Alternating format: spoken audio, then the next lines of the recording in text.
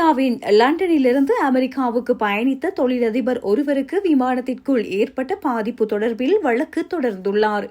British Airways விமானத்தில் பயணித்த போது இருக்கையில் இருந்த கூர்மையான பொருளால் காயமடைந்த எசெக்ஸ் பகுதியைச் சேர்ந்த தொழிலதிபர் தற்போது 50,000 பவுண்டுகளுக்கு மேல் நஷ்டஈடு கோரி வழக்கு தொடர்ந்துள்ளார். செம்ஸ்போர்ட் பகுதியைச் சேர்ந்த 61 வயதான தொழிலதிபர் ஆண்ட்ரூ செஸ்டன் 2023 செப்டம்பரில் லண்டன் ஹீத்ரோவிலிருந்து அமெரிக்காவின் சின்சினாட்டிக்கு விடுமுறைக்காக பயணித்தபோது இந்த விபத்து நேர்ந்துள்ளது.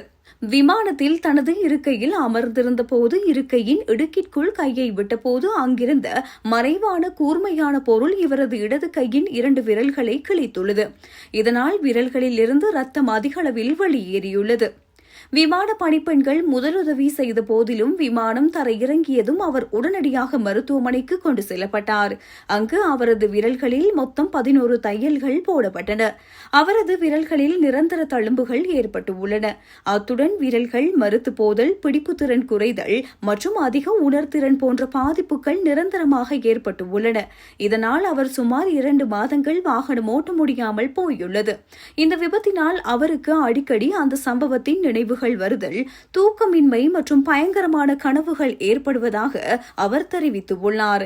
மேலும் காயமடைந்த விரல்களில் யாராவது மோதி விடுவார்களோ என்ற அச்சத்தில் அவர் பொது இடங்களுக்கு செல்வதையும் தவிர்த்து வந்துள்ளார். இந்நிலையில் பிரிட்டிஷ் ஏர்வேஸ் நிறுவனம் இந்த விபத்திற்கு பொறுப்பேற்றுக் கொண்ட போதிலும் அவர் கோரும் 50,000 பவுண்டு நஷ்டஈட்டு தொகையை வழங்க மறுத்து வருகின்றது. விமான நிறுவனம் தரப்பில் ஆஜரான சட்டத்தரணி மொன்றியல் உடன்படிக்கையின் கீழ் உடல் ரீதியான காயங்களுக்கு மட்டுமே நஷ்டஈடு வழங்க முடியும் என்றும் மனரீதியான பாதிப்புகளுக்கு நஷ்டஈடு வழங்க முடியாது என்றும் வாதிட்டுள்ளார். ஆனால் தனது உடல் ரீதியான ஊனம் மற்றும் மன உளைச்சலுக்கு தகுந்த நஷ்டஈடு வழங்கப்பட வேண்டும் என்பதில் ஆண்ட்ரூ செஸ்டன் உறுதியாக உள்ளார். இரு தரப்பினரும் நீதிமன்றத்திற்கு வெளியே ஒரு முடிவுக்கு வராவிட்டால் இந்த வழக்கு முழுமையான விசாரணைக்கு எடுத்துக் கொள்ளப்படும்.